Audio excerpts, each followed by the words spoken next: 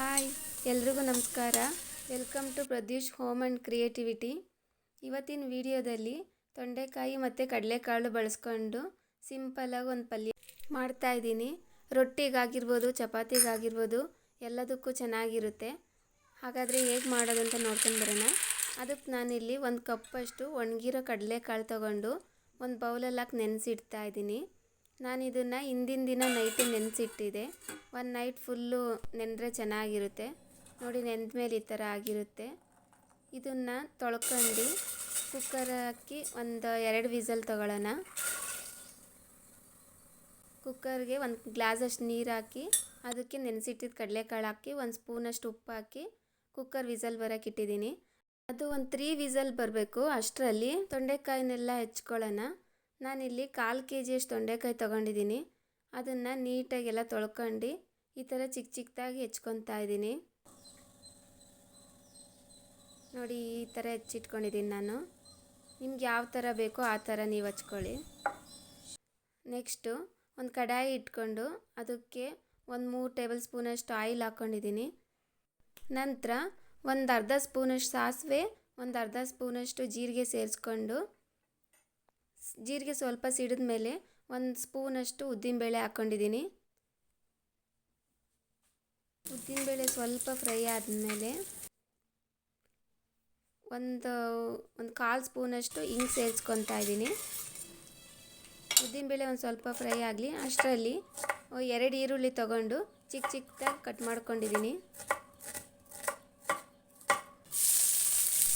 ಇವಾಗ ಹೆಚ್ಚಿಟ್ಕೊಂಡಿರೋ ಈರುಳ್ಳಿ ಸೇರಿಸಿ ಒಂದು ಸ್ವಲ್ಪ ಫ್ರೈ ಮಾಡೋಣ.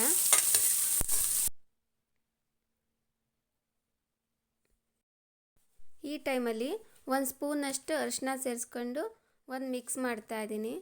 ಈರುಳ್ಳಿನ ಸ್ವಲ್ಪ ಫ್ರೈ ಆಗಬೇಕು. ಅಷ್ಟರಲ್ಲಿ ಸಿಂಪಲಾಗಿ ಸ್ವಲ್ಪ ಮಸಾಲೆ ರುಬ್ಕೊಂಡು ಬರೋಣ.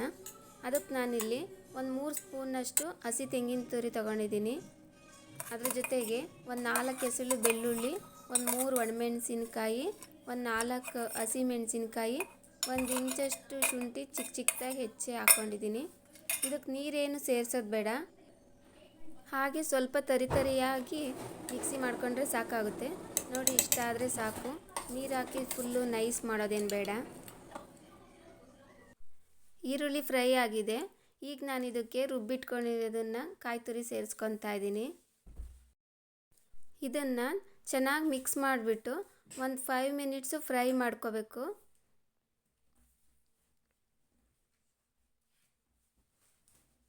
5 ಮಿನಿಟ್ಸ್ ಫ್ರೈ ಮಾಡಾದಮೇಲೆ ಇದಕ್ಕೆ ನಾನು ಹೆಚ್ಚಿಟ್ಕೊಂಡಿರೋ ತೊಂಡೆಕಾಯಿನ ಸೇರಿಸ್ಕೊತಾ ಇದ್ದೀನಿ.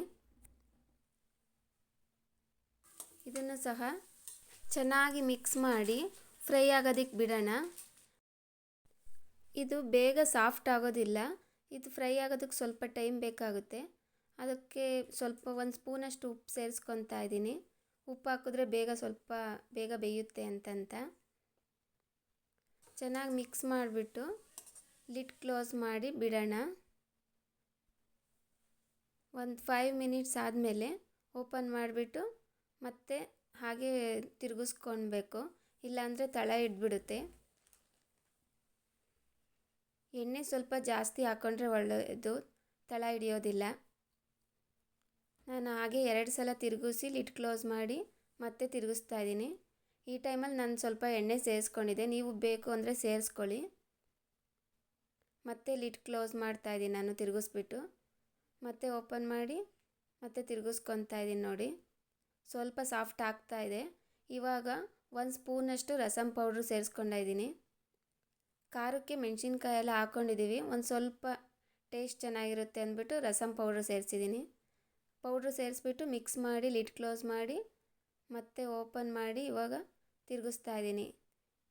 ಇವಾಗ ಆಲ್ಮೋಸ್ಟ್ ಸ್ವಲ್ಪ ಬೆಂದಿದೆ, ಇನ್ನು ಸ್ವಲ್ಪ ಆಗಬೇಕು.